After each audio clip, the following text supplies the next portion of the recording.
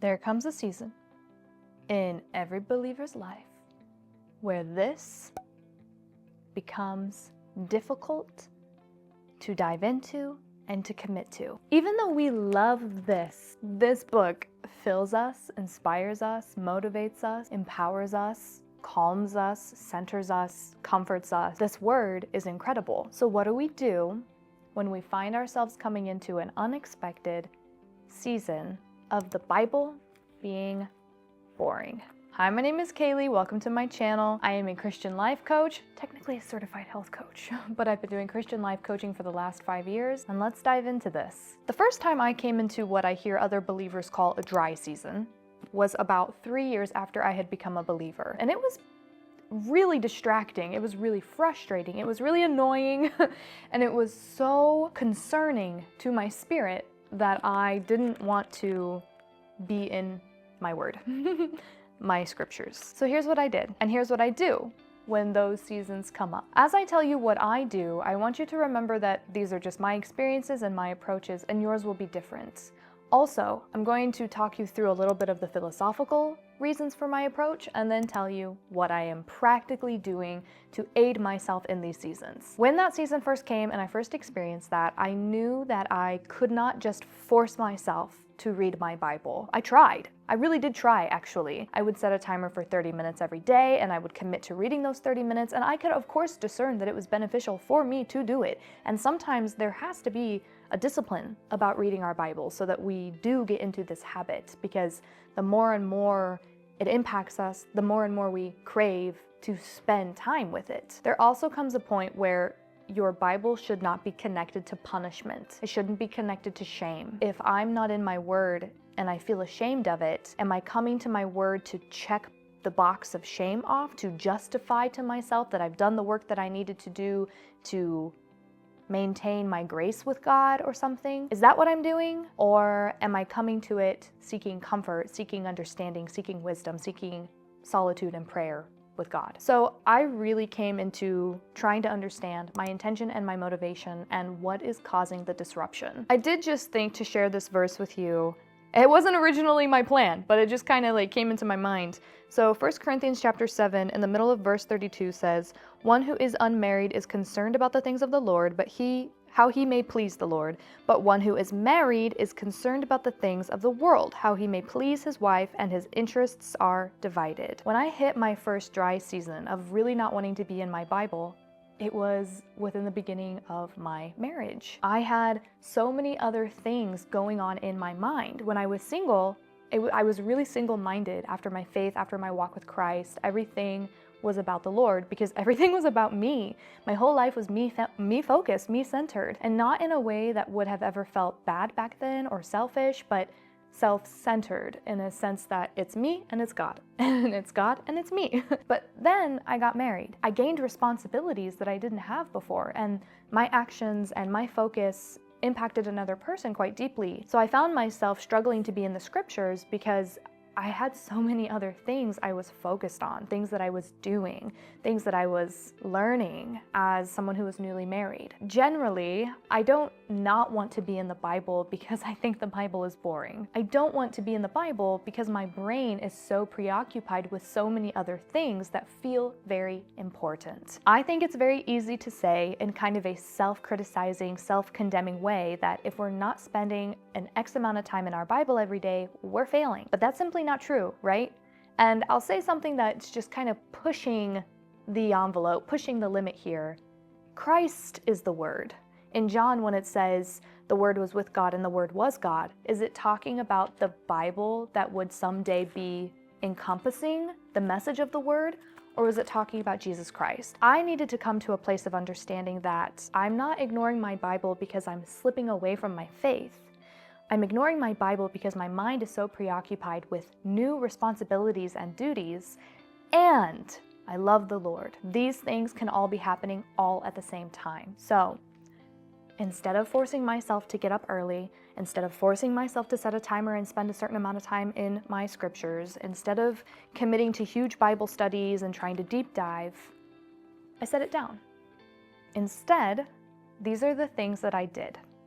First, I chose a Bible verse every week and I wrote it at the start of the week of my planner. This week is Isaiah 46, 3-4. Listen to me, descendants of Jacob. I have cared for you since you were born.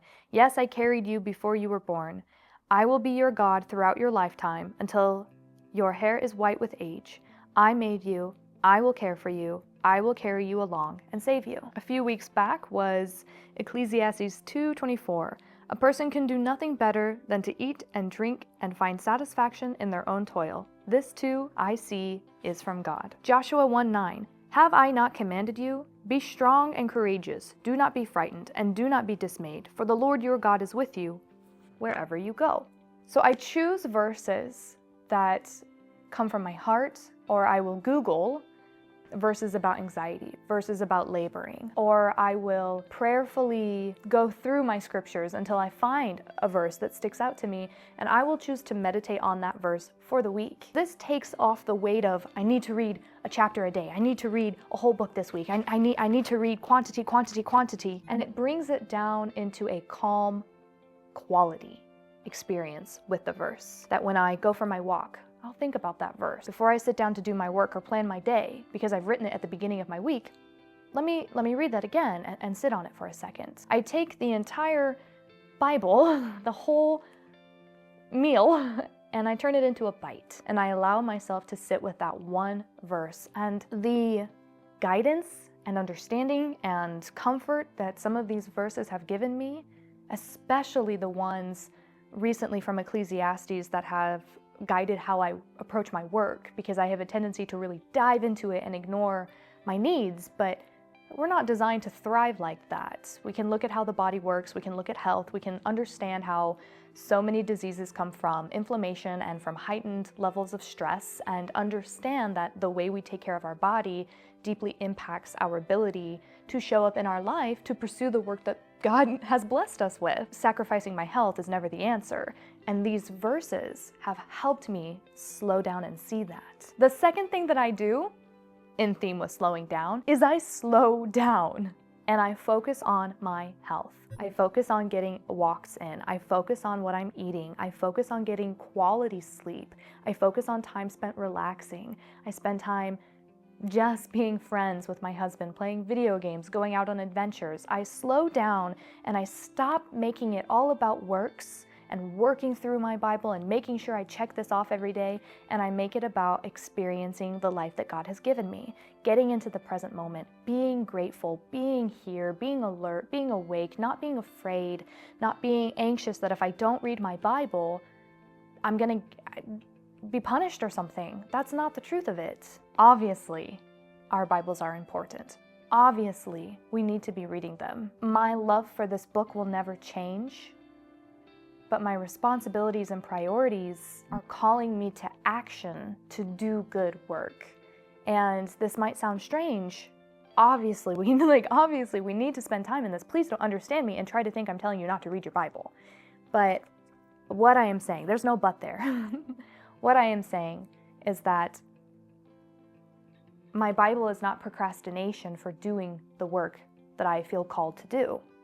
And my Bible is the place where I recharge. If I ever let it turn into a place of punishment or a justification of works, then I have lost sight of what this message is and what it does for me, and the reality that it's not about me. It's about God. It's about His kingdom. So when the Bible becomes boring, don't blame the Bible. Set it down. Go inside. Have an honest conversation in prayer with the Lord about what is your mind prioritizing instead? What is it juggling instead? And how can you slow down? How can you decompartmentalize all of these thoughts, these ideas, these responsibilities? And how can you remember the Lord through the day, breath by breath, task by task, and integrate His word with your daily life? That it's not a set-aside time of punishment or checking the box, but it is a touchdown reminder of His voice, His love for you, His grace, His mercy, His calling, so that you can focus on the task at hand, the work at hand, and rejoice and be glad and prioritize His kingdom, His will be done. That sounded so Christianese, didn't it? Before I close this out, I will say, a couple of months ago, I signed a client through our YouTube channel. Our YouTube channel, yours and mine, my channel. I signed a client through this YouTube channel, and she has very lovingly encouraged me to present more often that I do Christian life coaching, and that I have worked with dozens and dozens of women across all kinds of backgrounds and ages and careers and vocations for the last 5 years, and have really helped them ground down into prioritizing their health and letting the Word light their steps. It's the most fulfilling work I've ever been blessed to be able to be a part of, and if that's something you're interested in, just check the link down below. It will explain more. Thank you so much for watching this video. If you've been struggling with anxiety, this is a great video for you to check out, and I also have some videos talking about dissociation and healing from trauma. This is a very personal part of my walk. If you have interest in more common everyday wellness as well, you can check out this playlist over here. Thank you so much for watching my video. My name is Kaylee, and I will see you next time.